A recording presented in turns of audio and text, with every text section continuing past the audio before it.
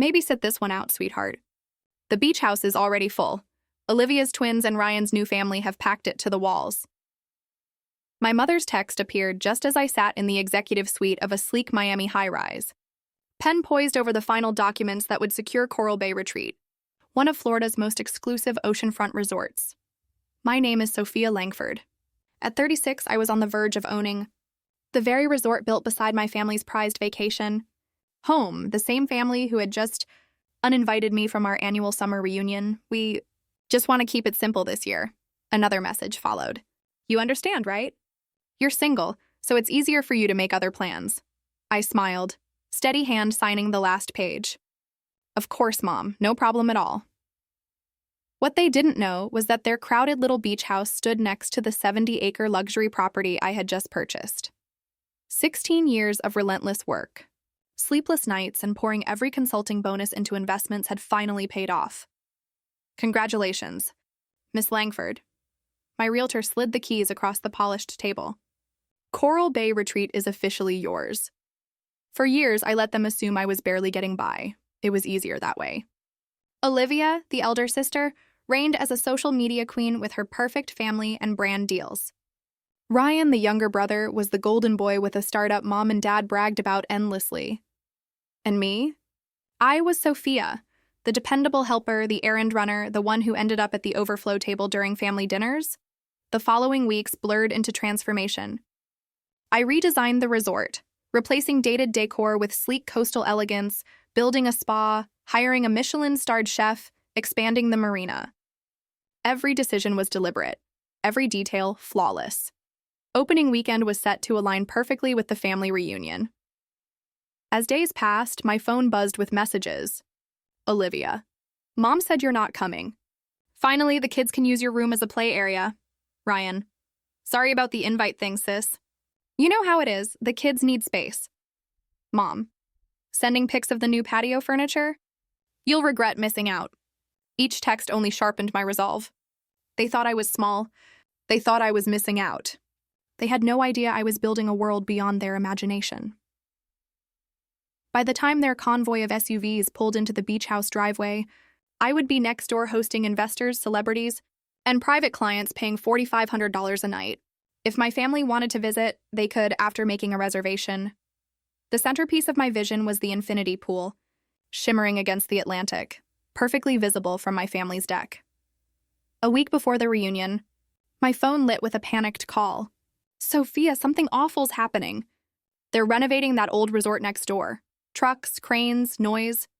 Our weekend is ruined. Olivia's voice echoed behind her. This is a disaster.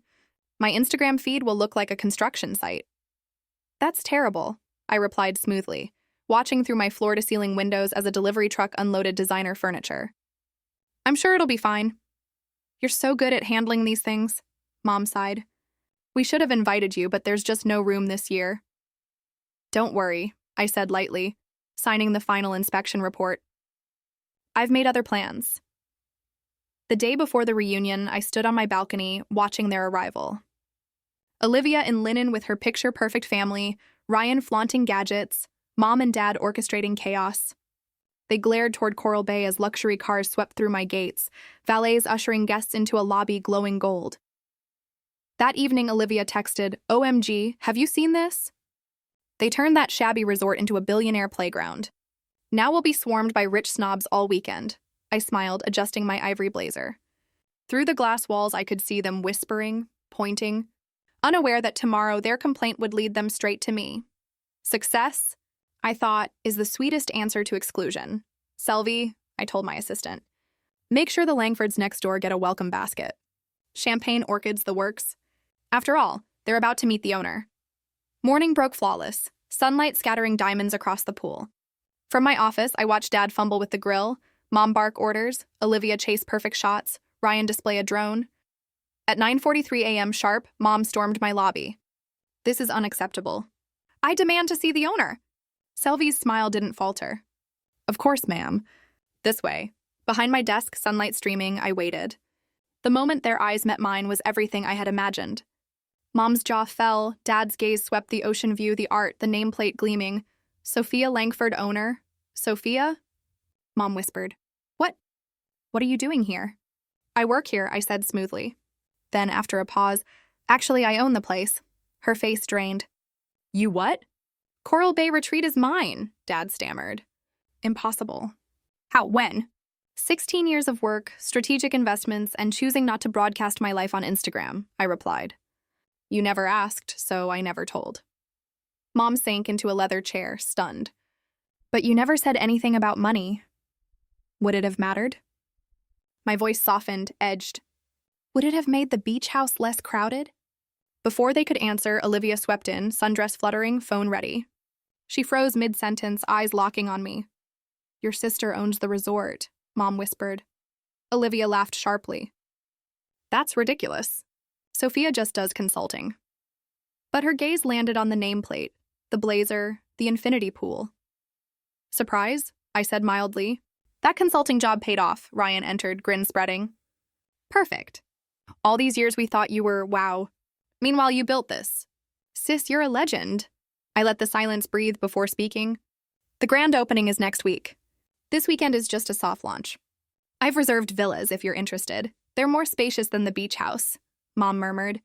But the reunion can go on exactly as planned, I assured her. Just with a 5-star restaurant, spa, marina, and the infinity pool Olivia's been photographing? Olivia flushed. I may have posted 1 or 2 shots. 27, I teased.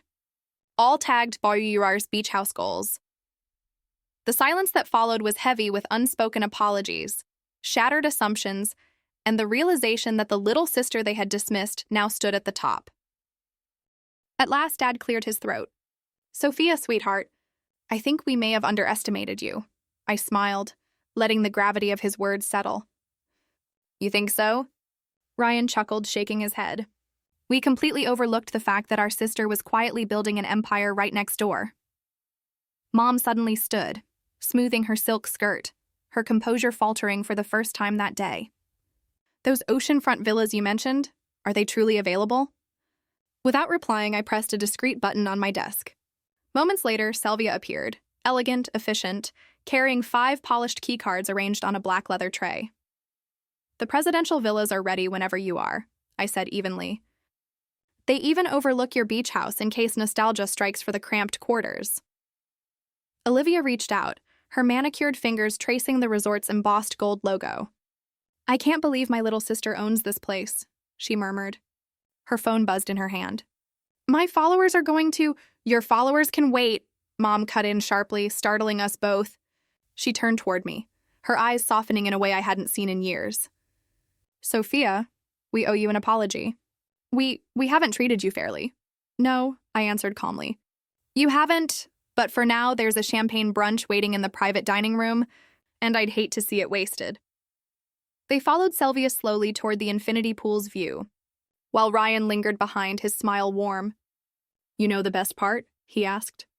You let us exclude you from a reunion in a cramped beach house, only to welcome us into something this extraordinary. That's either brilliant revenge or remarkable generosity.